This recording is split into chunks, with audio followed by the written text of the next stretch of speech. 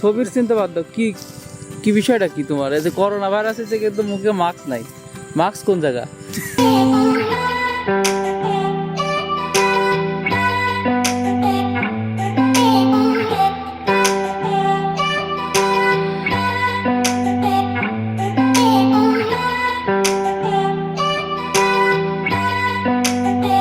Hey guys, কেমন আছেন? I hope সবাই ভালো আছেন। কাহিনী আজকে থেকে শুরু হয়নি, কাহিনী শুরু হয়েছে কত তারিখে, যখন আমাদের বাংলাদেশের লকডাউন ছিল।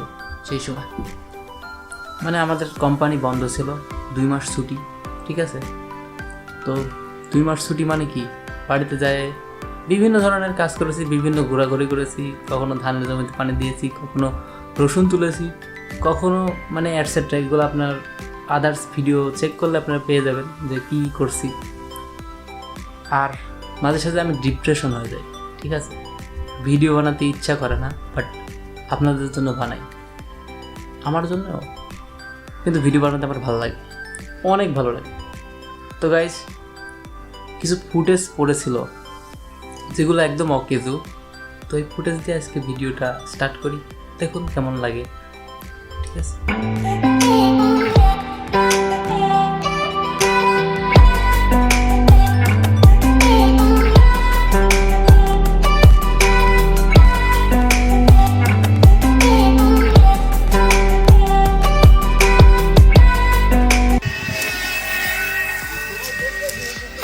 এখন কি করবো বলো? আর কত দূর যাব? আর কত দূর যাবে কও? এখান থেকে তাল গাছের উপর। তাল গাছের উপর? তারপর? তারপর ওখান থেকে এখান। তারপর হচ্ছে এখান থেকে ওই বাড়ি। কোন বাড়ি? ওই কলেজ। তারপর ওখান থেকে এখান। আচ্ছা, ঠিক আছে। আর এখন যাকে দেখলেন, এটা হচ্ছে আমার ভাস্তি, অর্থাৎ কি বলে, বড় ভাইয়ের মেয়ে। ভাস্তি তো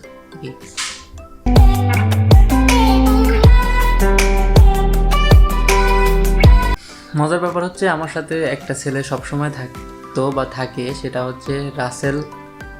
ওর নাম, ডাক নাম হচ্ছে ইশারত। রাসেল বলে চিনি আমরা সবাই, ডাকি আর কি। তো আমরা আমাদের বাড়ির পাশে আর কি একটা স্কুলের ফিল্ড বা আপনি চলন বিলর মাঝখানে একটা জায়গা, অনেক সুন্দর।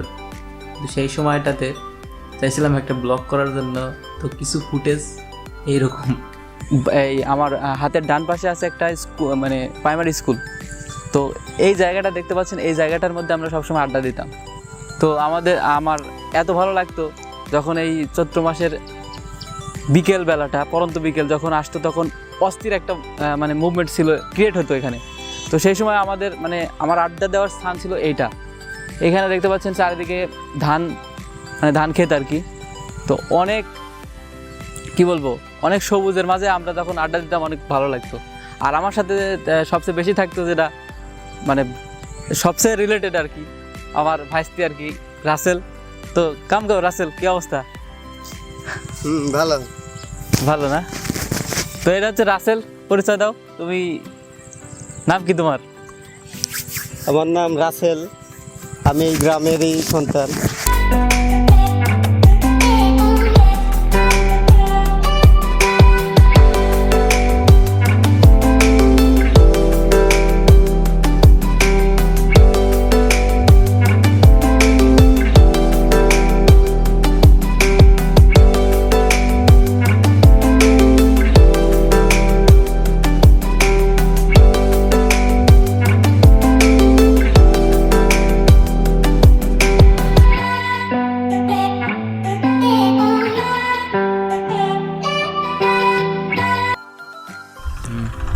রেডি, 1 2 3।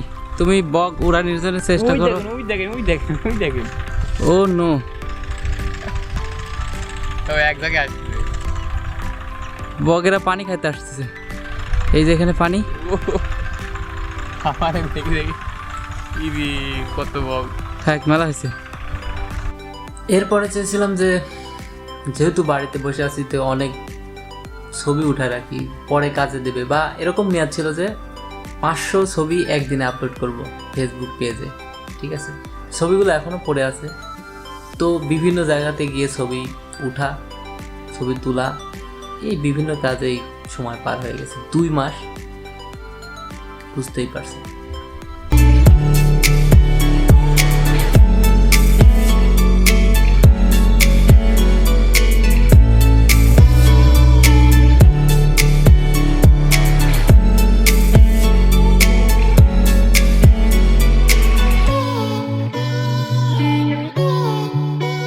মজার ব্যাপার হচ্ছে যে আমাদের একটি ডিপ, মানে ওই যে পানি উঠে এরকম জাতীয় একটা মেশিন আছে। মেশিন বলতে এটা গভীর নলকূপ আর কি, যেটার দ্বারা সেচ দেওয়া হয় আর কি।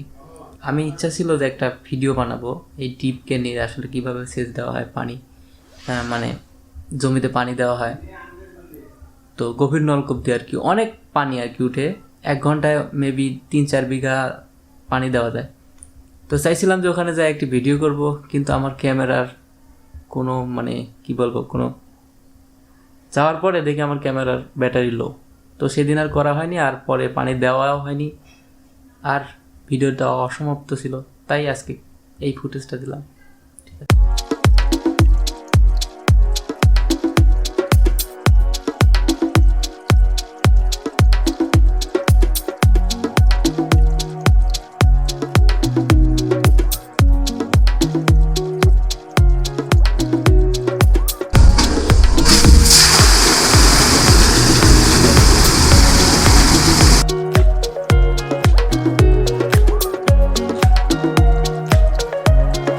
সেন্স কিছু এরকম।